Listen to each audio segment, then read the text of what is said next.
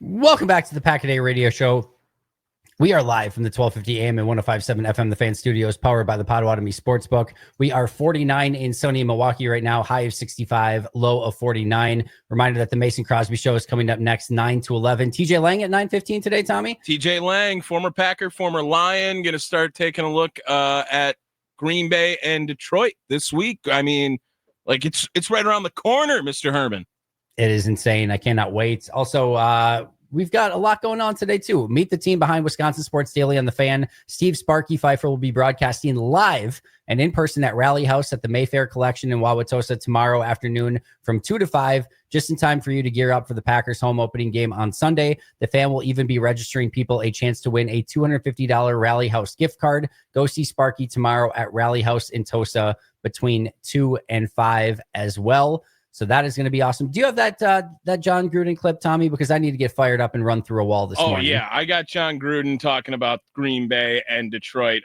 This is like smelling you hear salts it on the year. radio. Boy, Green Bay drafts and develops. All these receivers drafted and developed. Shut up! You know what they just did? They did the same thing Ron Wolf did when I was in Green Bay. What'd we do to push the Packers over the top, Jake? Do you remember? Hand me that, Mike. Hand me that trophy right there. This is what the Packers did when I was there. We went out and got Reggie freaking White, the Minister of Defense. That isn't drafting and developing, is it? You think Xavier McKinney, who had 8 interceptions, is drafting and developing? No. You think Josh Jacobs was drafted and developed? Hell no. Green Bay is on a mission to win it all now. And Micah Parsons is their version of Reggie freaking White. Ready? Break. Andy, you have no idea how bad I want him to be the next coach of the Wisconsin Badgers. Like, just sure. Like, I am so down with it. Like, get me the you-rah-rah guy of John Gruden. He's based in Chicago now with Barstool. That's where that audio's from.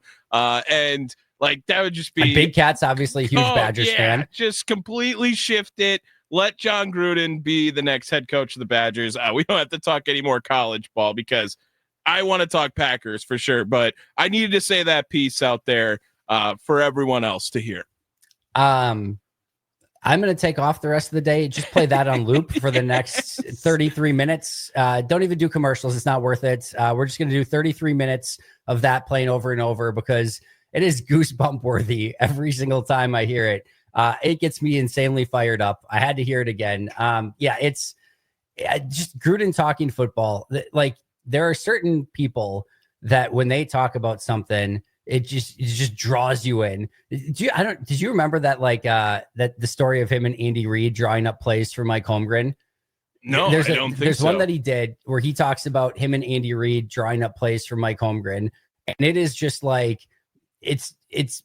I don't even know how to define it. I could listen to it like every single day to wake up in the morning and feel better. It's just, it's basically about, I'm paraphrasing this obviously to a large extent, but it's basically like how him and Andy would draw up plays for Mike Holmgren every single time.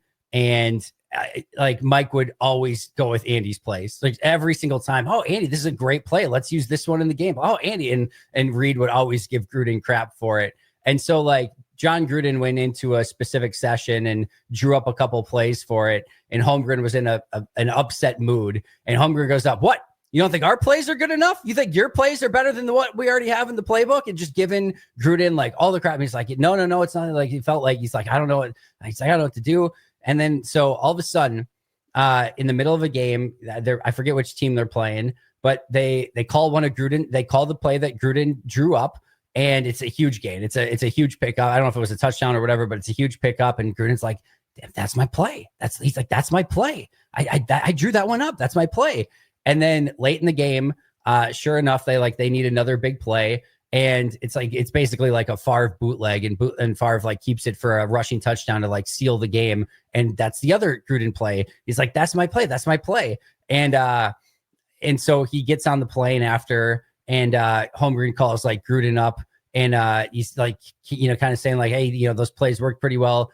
Hands him a game ball and gives it to him. And Gruden walks back right in front of Andy Reid and goes, game ball, like shows it right into his face. And it's just, the whole story is just absolutely amazing. But that is a guy that I could listen to talk football for probably just about ever. Yeah. Well, I know that I don't know all the stuff that happened with the Raiders and stuff like that. I know there's some controversial stuff there.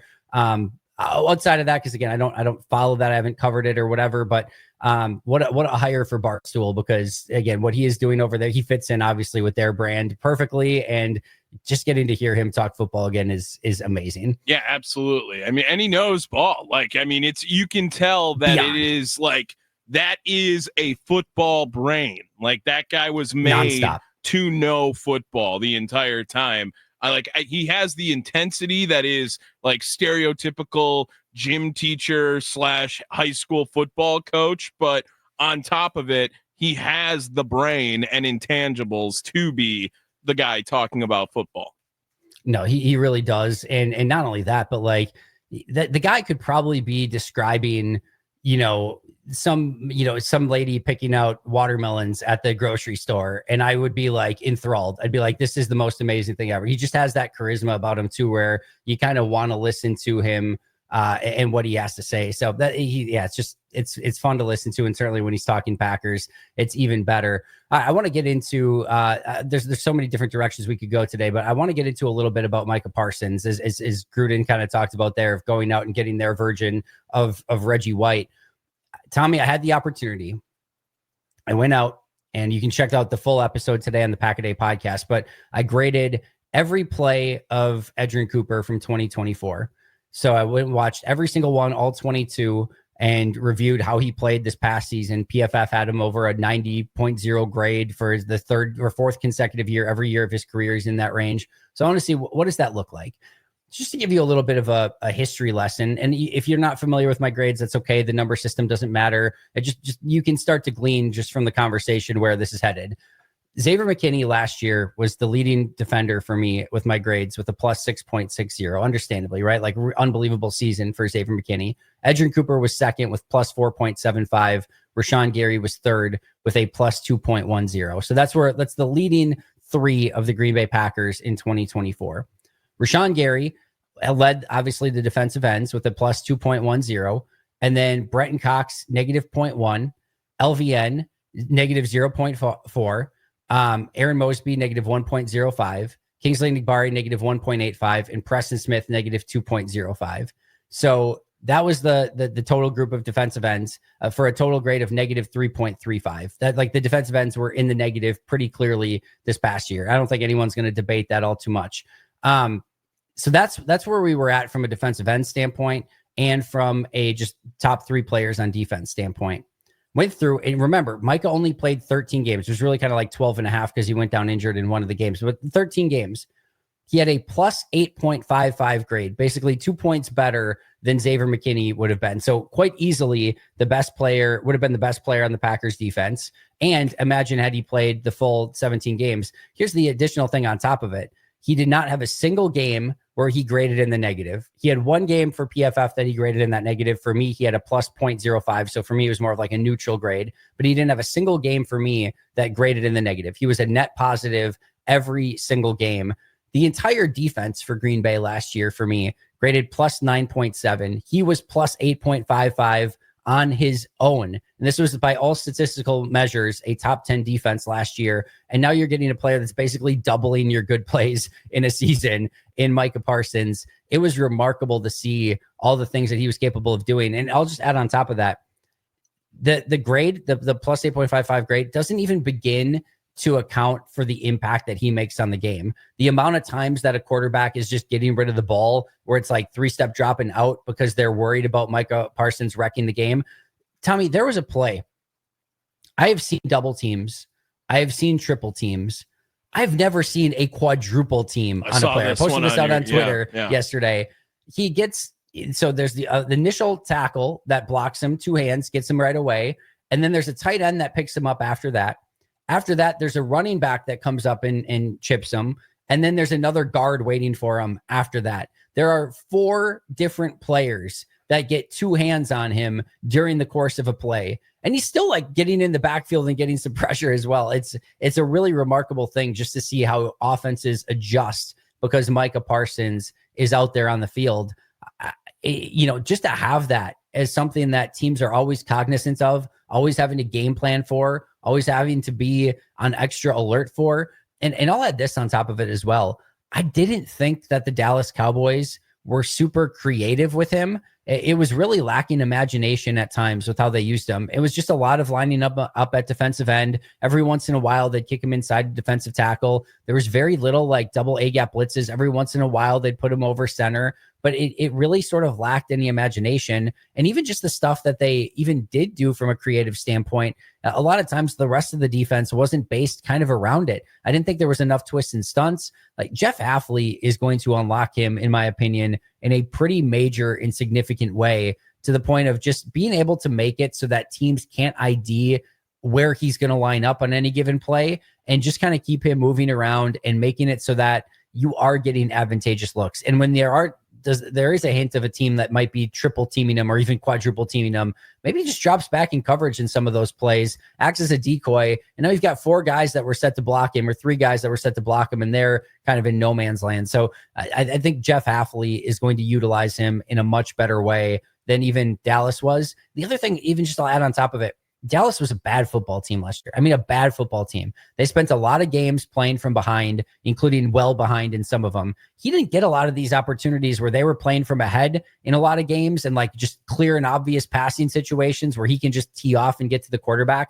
I can only imagine if Green Bay is up in games this year in second halves of game where other teams just have to throw the ball to get back into it. I think he's going to have a lot more opportunity that way. And he just didn't have a whole ton of support next to him either to take any of that pressure off. I do think Rashawn Gary, Edgerrin Cooper, etc., can take some of that pressure off of him as well. Yeah, and they're going to have to at some point during this season too. They're going to be expected to at some point this season, because this is a team that was going into a Lions week at least a week and a half ago without the plan of having Micah Parsons a part of it. This was Rashawn Gary's defensive pass rush. This was Lucas Van Ness ready to take that next step into his progression in becoming an every down edge rusher as well for this team. Like, Micah Parsons really makes everyone else's job easier for sure, but it also now raises a different expectation line for guys like Rashawn Gary and Lucas Van Ness. Gary does not need to get 11 and a half, 12 sacks this year, but he needs to get a strong 8, right? And Lucas Van Ness doesn't need to have 8 sacks this year or 9 sacks this year, but he needs to get a strong, 5, 5.5, 6, right? Like, this is now a role that your baseline has gone lower, but the penalty for not hitting that is going to be much greater now with these other edge rushers in rotation, now that Micah Parsons is a part of this team. And I think that a lot of people also had high expectations for Edgerrin Cooper going into this season. Now that might even elevate even more because of how great and important he was last year down the stretch for Green Bay. He doesn't really have to worry about the pass rush at all. He needs to be the guy that shows his athleticism on how he's able to get sideline to sideline as much as possible and stopping the run game and being effective on pass rush when called upon. I think that right now, this is an expectation bar lowered for a lot of people on the team because Micah Parsons has such high hopes now, but this is now like the worst you are able to do if you are on this team, as opposed to the optimism we were all hoping for out of them. Yeah, to me, I need to see Rashawn Gary with those 10 sacks. So he, per PFF, he had 10 sacks in 2023, 10 in 2021. He had 81 pressures in 2021. He had only 47. I say only, it's still a good number, but 47 this past year. He has like every right to go out there with all the one-on-ones that he should be getting. I want to see him back in that 81 right. To me, like that's where you really start dominating on defense. If teams are really focusing on Micah Parsons and some of the stuff, he still beats double teams with a level of consistency that nobody else in the league can do. And now you've got Rashawn Gary getting one-on-ones. If he's in that 70, 80 pressure range again, it is going to be near impossible. And that's where teams are going to have to pick and choose of like, how are we going to stop both of these guys? And then I do want to see guys like LVN and Devontae Wyatt specifically with the talent that they have and the one-on-ones that they're about to get. I want to see them step up as well. So no, I do have a high expectation for the guys that now that all the eyes and pressure and focus is on Micah Parsons, it is up to guys like Devontae Wyatt, Carl Brooks, LVN, Rashawn Gary to step up and still provide a really sound level of pressure to take some of that pressure off of Micah Parsons, but just you should be getting really advantageous looks. It's like having the best cleanup hitter in baseball hitting behind you, and you've got two guys on base, and it's a 3-1 count. And you've got, again, Micah, in this case, your best cleanup hitter leading or hitting right behind you. You've got to be able to make contact, a solid contact. That's the expectation in that situation. And that's what I'm expecting from Rashawn Gary and from the rest of that group this year. It needs to be at that level. Yeah. And what about now with, let's talk about the other end of this trade, right? And Kenny Clark leaving. Yeah. And we heard him at the top of the hour, and Dallas. I mean, obviously that was a massive part of the trade to bring Micah Parsons in. They wanted Kenny Clark for his run defense and what he's able to provide on the inside too. Like what are some expectations now, and lay it out for Devontae Wyatt and Colby Wooden, whoever might be that starting defensive tackle position too, because they're kind of quiet now after losing Kenny Clark, and there isn't a lot of names that pop off across the national landscape, but it's all names that as Packer fans we know and we've heard before. Yeah, I think to me they need to be consistent is what I need to see out of them. Like I want to see the same run defense last year carried over into this year. We talk about it like TJ Slayton, Kenny Clark, good run defenders. Neither of them had like epic seasons in 2024. So the bar is interesting because again, you were really good at run defense a year ago, and Clark and Slayton certainly played a piece in that. But I think it's meetable. And I also want to see how Jeff Hafley calls defense, because when he came in, what he talked about is being a gap penetrating defensive coach, not only in the passing game, but in the run defense as well. And I think we might see guys like Devontae Wyatt, Carl Brooks, Colby Wooden, Warren Brinson, these guys that have a little bit more juice in their game. I think we might see these guys get upfield. And I want to see if we end up also like maybe seeing a few more 2, 3, 4 yard losses in the backfield. We might see a few more 5, 6, 7 yard runs, for the opposing team. But if all of a sudden on first down, you give up 5, 6 yards on first down, yeah, it's a bummer. But on a few of those each game, if on first down, those runs turn into 2nd and 13, 2nd and 14s, because you're getting a tackle for loss, I think we could see a little bit more of that as well. So it's not necessarily gambling with it, but I do think they want to get upfield, cause chaos, and then see if they can get in some 2nd and long situations. Because if you can get in 2nd and long and 3rd and long, then you're dictating. I mean, first down is all about who dictates the remainder of that set of downs. Like if it's first down, you get 5, 6 yards on the rundown. It's everything is in the offense is perfect. Like they can do anything they want at that point. And on the same sort of token, if you get, -1 yards, or it's like 2nd and 10, 2nd and 12, 2nd and 13, defense completely dictates to you from there on out. So I almost think there is a little bit of that mentality and that approach of, hey, get upfield. If we allow 6 or 7, we'll survive it. If we allow 11, we'll get a new set of downs. It's okay. It's not the end of the world.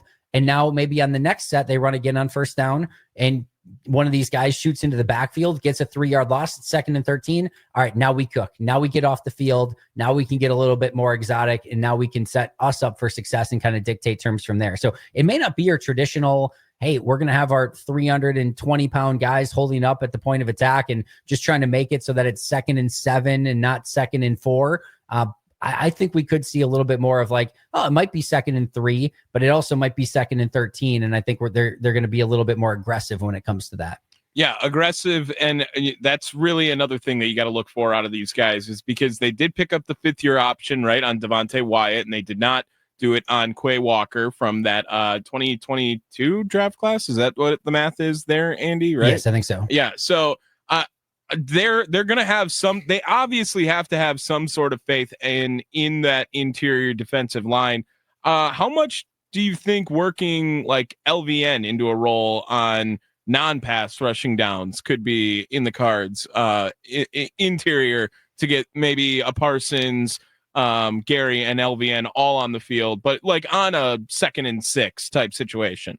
Yeah, I think that's going to be more for obvious passing downs. I still think LVN is more of an edge defender than he is an interior defender, but they're going to try some things. I don't have any question about that. And I think part of the fun of having all these different players is trying to mix and match and see where they work best. So I'm really excited to see what Jeff Hafley does, what creative things he comes up with. And I certainly want to try it. I want to see what it looks like, and I want to give it the opportunity to succeed before I'm willing to just be like, nope, not going to work. So we'll see. But I think that's probably a little bit more for some obvious passing downs.